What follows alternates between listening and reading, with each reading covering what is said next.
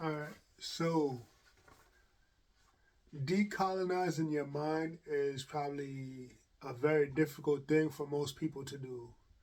And the reason why it's very difficult is because, one, if your education, if your thought frame, if you live in a civilization um, of your oppressors or, you know, the people that enslave you, you learn their teachings, you learn their education, you learn their customs, and their thought patterns and their perspectives is your perspectives and your thought patterns, right?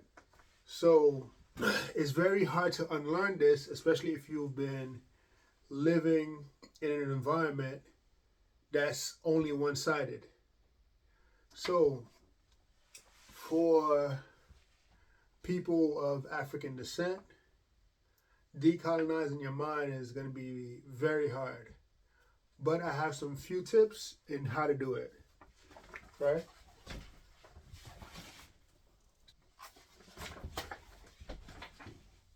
Decolonizing your mind.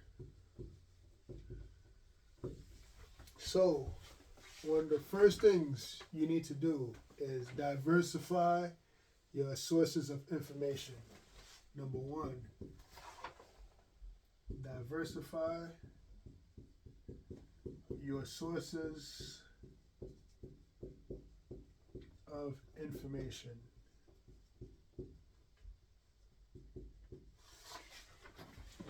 This helps a lot because, one, you seek out and engage with a wide variety of perspective, voices, and narratives. Explore literature, history, and art from different cultures and regions. So, if you're African, right, I suggest you learn from other African people, right? Learn from different ethnic groups. For instance, if you're born in Nigeria and you're from, I don't know, the Igbo tribe, learn from other cultures, learn from other ethnicities within Africa. Don't just learn from Europeans and Judeo-Christian thoughts. If you're from, for instance, Brazil, right? And you grew up in a Christian household, and you grew up, you know, learning the ways of the Portuguese, right? Learn what your ancestors did before, you know, Portugal intervened with that history. So diversifying your sources of information is very crucial, right? Two, question assumptions. Two, question assumptions.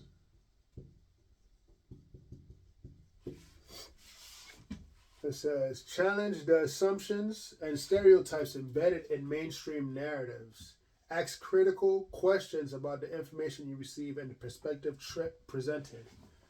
So, this is crucial because a lot of times in media, a lot of times what's being shown to you is only one-sided information, right?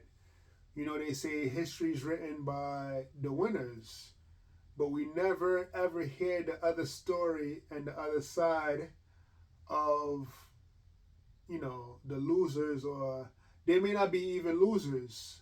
That's the thing. They probably were winners, but because they didn't write their history, the actual losers can change the narrative. For instance, you get what I'm saying? So let's say if the Spanish fought a specific tribe or specific group, let's say the Incas or the Mayas, right? The Spanish probably lost certain battles, but they will never tell you that they lost. You see? They will rewrite it to show themselves as the victor. You see what I'm saying?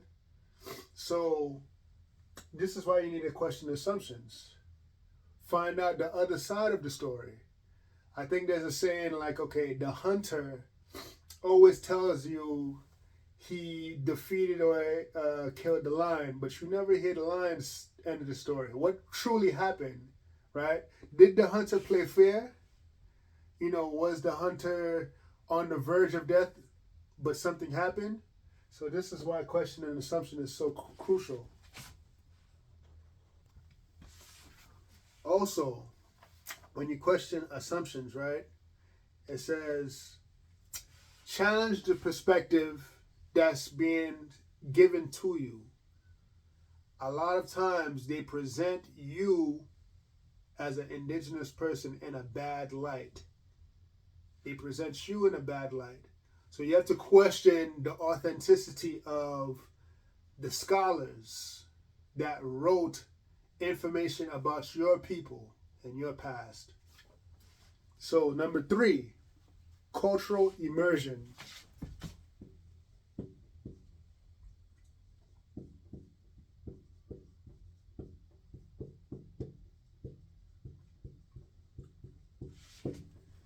Now this is very key, right? Cultural immersion. Now why this is important? Because it says immerse yourself in diverse cultures through travel, literature, films, and conversations. Learn about different worldviews and ways of life to broaden your understanding. So this is key. Everybody has a past. Everybody has a history. Everybody has ancestry that they can go back to. So I would suggest that you resubmerge yourself in your own culture, right? That's one of the best ways to decolonize yourself. So, for instance, let's say if I was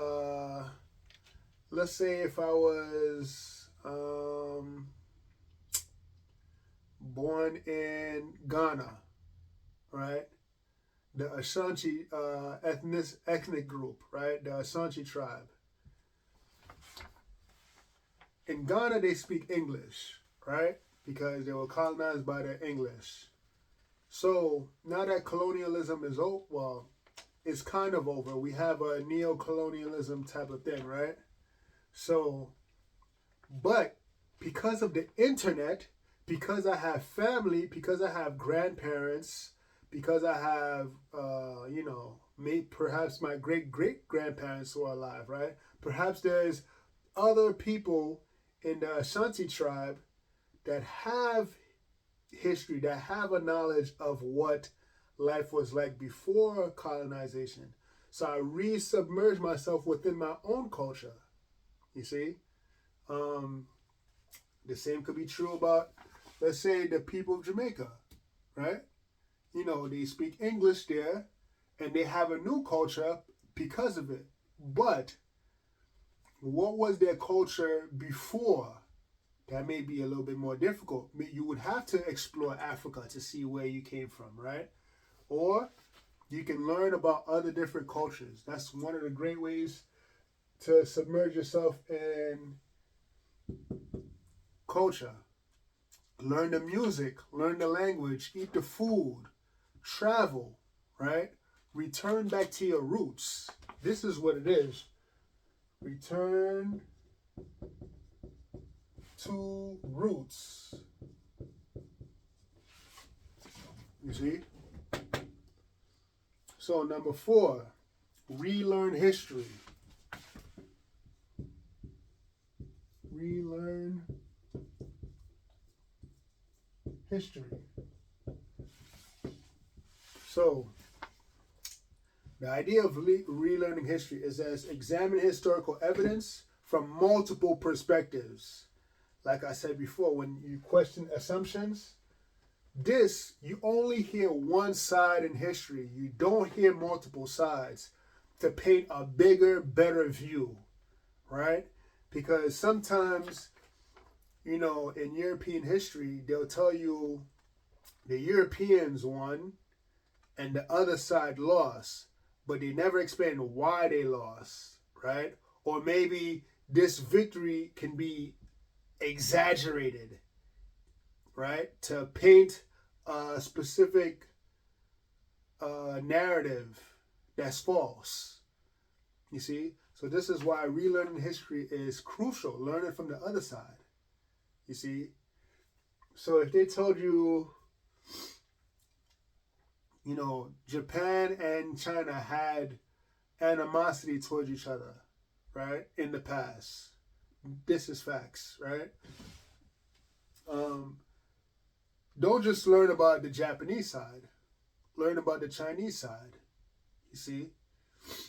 Uh, you know, the French and the Haitians had animosity at one time. They probably still do have animosity today. Um, but don't just learn about the French side. Learn about the Haitian side as well. Learn different perspectives. There's multiple sides to the story, right? There could be third-party witnesses as well. You know, let's say for example, the Americans faced the Indians, right? But what is the Mexican side when they saw this? What was the Mexican perspective of this? You see, when they faced the North Americans on the East Coast. You see, because the Mexicans, they weren't, the so-called Mexicans today weren't on the east side of America. There were other Indians there. So when the Europeans came and they fought the Native Americans on the east side, was the Mexican present? Did the Mexicans see what was coming? You see what I'm saying? So learn from third-party witnesses as well. Relearn history is important, right? It says, examine historical events from multiple perspectives, including those that have been marginalized or silenced. Challenge the Eurocentric narrative and seek out indigenous, local, or alternative histories. This is key, baby. This is very key, right? Language revitalization. That's 5. Language revitalization.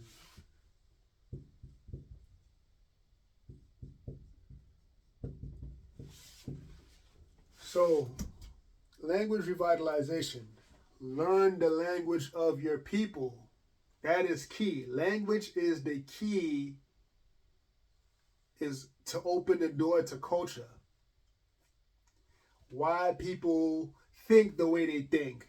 What are the idioms? What are the expressions? You know, why they dance to this music. Why the music is shaped the way it is. Why they eat certain foods. Why they have certain customs. Why they dance the way they dance. But this is all part of language.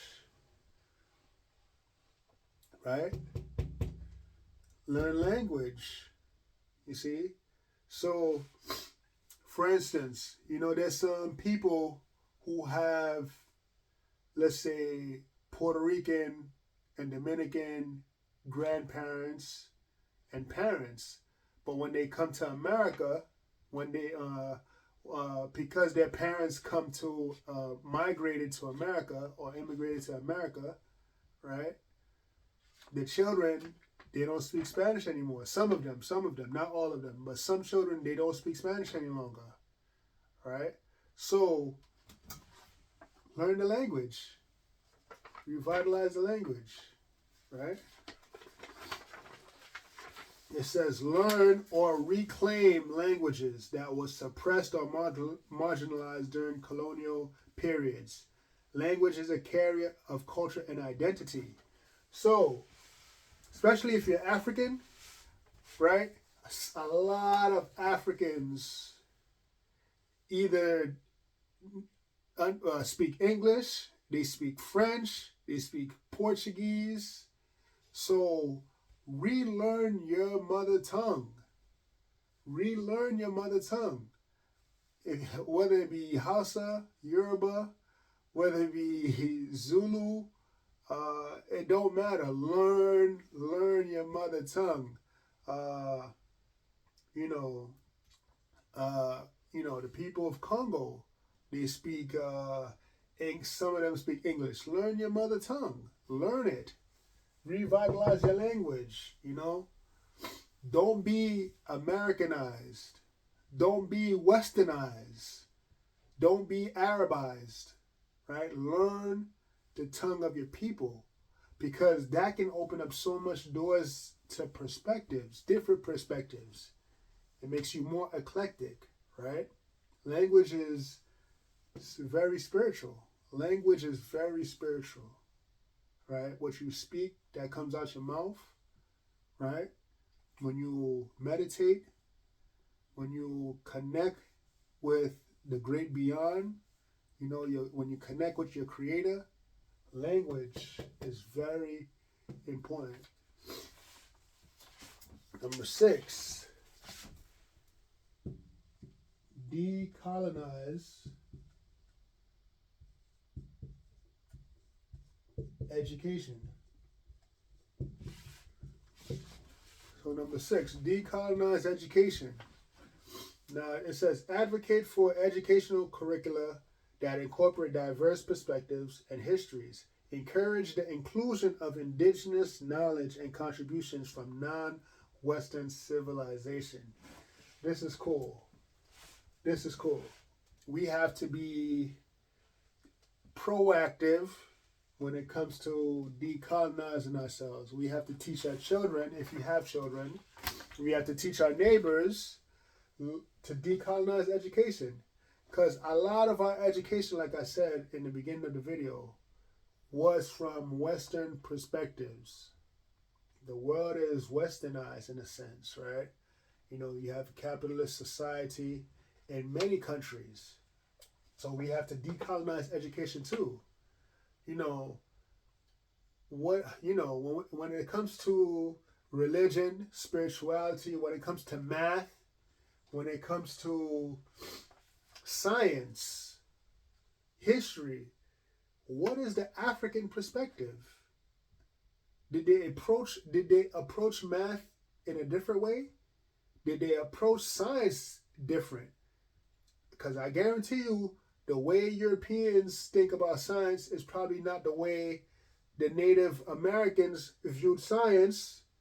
Is not the same way, the Mayas and the Incas view science. What is African astrology? Did they have 12 months? Did they have the same zodiac signs? They probably had different zodiac signs, right?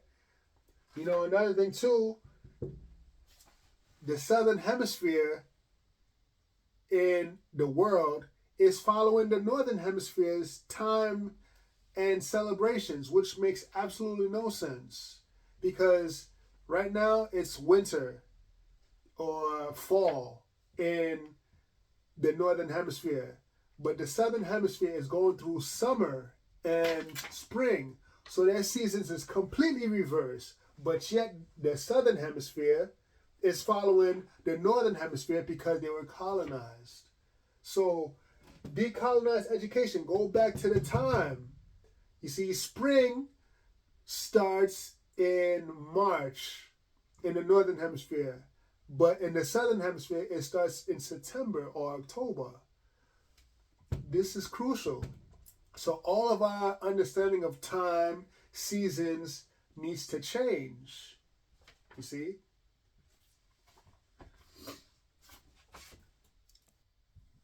All right. So 7, community engagement.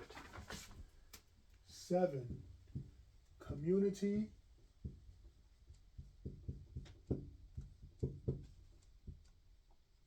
engagement. So 7 is community engagement. It says connect with local communities and grassroots movements that are working towards cultural preservation, social justice, and decolonization. Learn from and support their initiatives.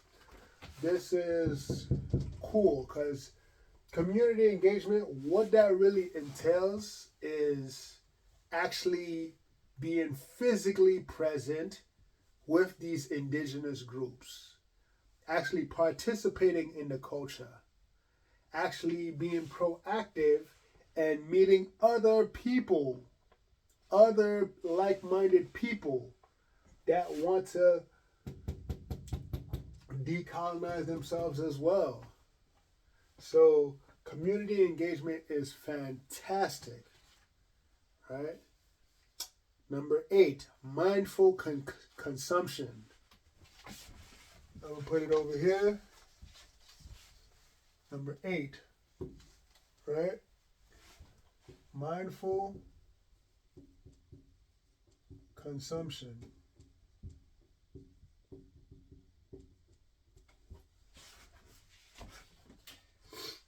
It says, be conscious of the media, art, and cultural products you consume. Support creators from diverse backgrounds and be aware of the narratives they convey. A lot of the movies that we watch, a lot of the music that we hear, a lot of the art that we see are all sometimes European perspective. When you go look at the Mona Lisa, that is European. What about African art? What about Hispanic art? What about, Asian art, Indian art? Decolonize your mind, right? The movies, a lot of them are done by, in Hollywood by white filmmakers. But go watch some African movies. Go watch some, Indian movies. Go watch some Chinese movies, some Japanese movies, right? Learn from your own people if they have, their music and thing. Be mindful of what you consume, right? The idea is to get away from Western European thought, get away from Western European products. And this is another thing for black people too. Buy black. Be mindful of your consumption. Buy black. You see, you can't decolonize your mind if you buying these European products. You want to dress up in these European fashions. They don't give a damn about you. Buy black. Mindful consumption. Interrogate power structures. Number 9. Right? Interrogate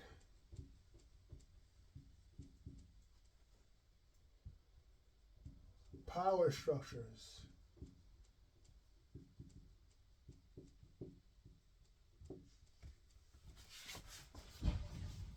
Now it says, analyze power dynamic and structures that perpetuate colonial mentalities. Question how these structures operate in your daily life and work towards dismantling them. This is very cool. Question, right? Interrogate power structures. For instance, they say black people are more likely to go to prison unjustly. We need to question that. We need to challenge that because that's wrong. Because if a black person, a white person, and an Asian person commits the same crime, why is the black person being punished heavily?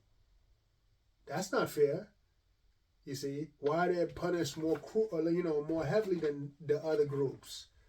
That's not fair. So this is why we need to interrogate power structures, question how they work, why is America and Europe constantly interfering in politics of Africans? Question the power structure, right? Interrogate. Are these African leaders in bed with these European leaders? Or are they sellouts of their own people? These are questions we need to ask, right? Why certain groups of people have not made progress yet, right? This one is beautiful. It's one of my favorite ones. Self-reflection. 10.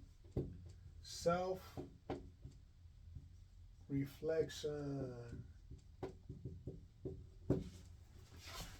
Self-reflection. It says, reflect on your own biases, beliefs, and perspectives. Consider how your thoughts may have been influenced by colonial legacies and work towards reshaping them. This is hard. Self-reflection, what I like to call is soul searching. Soul searching. This is going to take meditation. This is going to take, a separation. Look at yourself in the mirror. Why do you have certain biases? Was these biases taught to you?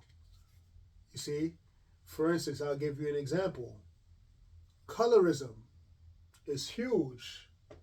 Colorism was taught to us by Europeans to hate on each other based on dark skin, light skin, brown skin, whatever, right? Self-reflect on that. Why do I have a bias against dark-skinned people? Why do I have a bias against light-skinned people? You see, why do I have a bias against people that look like me? This is internalized hatred. So you have to self-reflect, right? As a people, you have to self-reflect. Texturism, Afro hair, right? Afro hair, Afro textured hair versus straight hair. These are all things that I was learning when we was colonized or when we was in slavery. We got to question these things. We got to appreciate the differences in the African diaspora. Appreciate the differences, right? I can't just, have a bias, especially in Africa. There's a lot of tribalism. You got to question that. You got to question that, self-reflect. Why do you hate certain tribes? It could have been passed on to you by Europeans. They probably made you fight so that way you never get along and you guys always stay divided. Question that, self-reflect. There should be no reason why you hate another group for no reason, right? And even if a group has caused you or your people wrong, not everybody in that group is the same. Self-reflect on those, self-reflect on that. That's huge. Or, for example, the religion that was given to us, Christianity, Islam, we need to question those things. Are these religions consistent? Do they have contradictions in them? Is it beneficial for us today? Can we honestly take a step back? These religions was given to us by force and by violence, right? If they weren't introduced to us by force and by violence, what spiritual system we would have been practicing? What spiritual system we would have been following? You see? Self-reflect.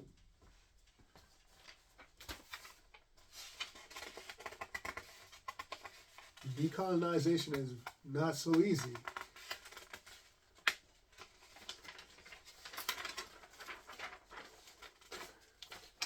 Promote indigenous knowledge. This goes back to decolonized education, right? But now, this decolonized education is relearning, but promoting indigenous knowledge is teaching. I'm going to say that again. Decolonizing education is relearning, right? Unbrainwashing yourself. Now, promote indigenous knowledge, number 11. Promote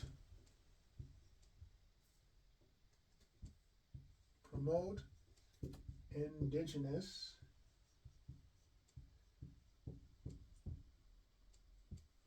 knowledge requires you to teach, promote it, advertise it, right? Be bold. Don't be ashamed of your ancestry. Don't be ashamed of the wisdom of your ancestors. Don't be ashamed of who you are. Promote it. The more you promote your culture, the more people have understanding of it. You see, I know for a lot of black people, especially in Africa, it was looked down upon to be considered African. A lot of people, a lot of, the world doesn't view Africa in a positive light. And therefore, it causes a lot of African people to have doubt, to not like themselves, because you like, why everybody hates me? Why everybody doesn't like me? My history is, one of being oppressed. So it was not very looked upon favorably to be an African, right? So this is why you need to promote indigenous knowledge, promote who you are, right? Acknowledge and respect the knowledge systems of indigenous people. Acknowledge it. Value traditional practices, ecological wisdom. Our ancestors had tremendous wisdom and ways of living that have sustained communities for generations. There are some tribes in Africa that have their heritage. There are some tribes or some groups in South America that never been touched by Europeans, and they still maintain their heritage. We need to acknowledge these peoples. There's some ethnic groups and group of people in Asia that have never experienced colonization.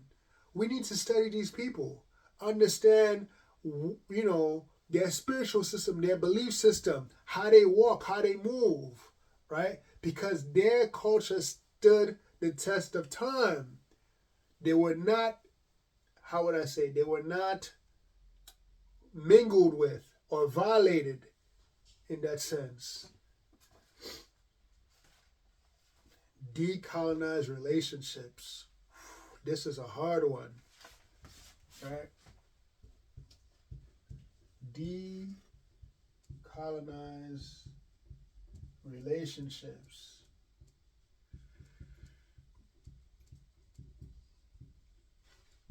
This is especially hard, right?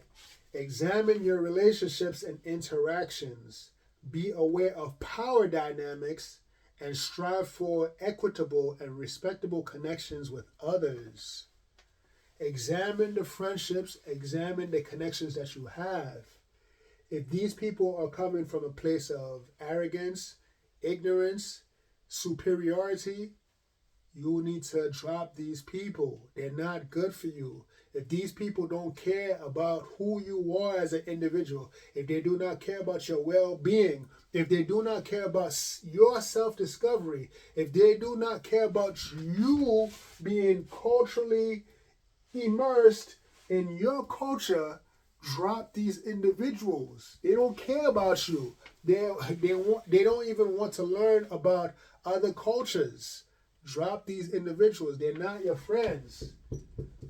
They're not your friends. They should, a true friend should want to encourage you to be better. A true friend is supposed to support you when you're on your spiritual journey to recover and relearn your roots, right? 13. This one is one of my favorites as well. Celebrate diversity. This is very crucial, especially for the Caribbean islands, Black Americans, and African people. There's some things that we do that I detest in our community, right? Tribal infighting, ethnic infighting in Africa. Ethnic groups fighting each other. Rather than celebrating their diversity, they're at each other's throats. This happens also in the Caribbean. Jamaicans versus Trinidadians versus St. Lucians versus Haitians versus Puerto Ricans versus Dominicans versus, St. Vincent's versus Grenadians, versus the Bahamians, the Bajans. You know, we should be celebrating it. We shouldn't be at each other's throats. In fact, I should be, me, being that my parents are from Haiti, I love eating food from Jamaica. I love eating food from Trinidad, tasting the different flavors. I love tasting Guyanese food. I love tasting, Dominican food. Celebrate diversity. Celebrate diversity. We shouldn't be at each other's throats. We are the same people. We have similar cultures. We need to celebrate that. Learn from each other, especially in Africa. This needs to be number one on your list, celebrating diversity. There should be no reason why the people of Congo are suffering and being oppressed by other African people. There should be no reason. There should be no reason why, for instance, Hausa versus Yoruba versus Igbo versus Fulani versus all these different... We need to celebrate each other's differences, diversity, right? We're all brothers and sisters. There should be no reason why a person from Somali is going against a person from Ethiopia. Or, Ugandans versus Kenyans. Or Mozambicans versus Tanzanians. There should be none of that. There should be none of these infightings, right? That doesn't make sense. All we're doing is feeding into these colonial power structures. That's all we're doing. We're feeding them power because they thrive on divide and conquer, but celebrating diversity, right?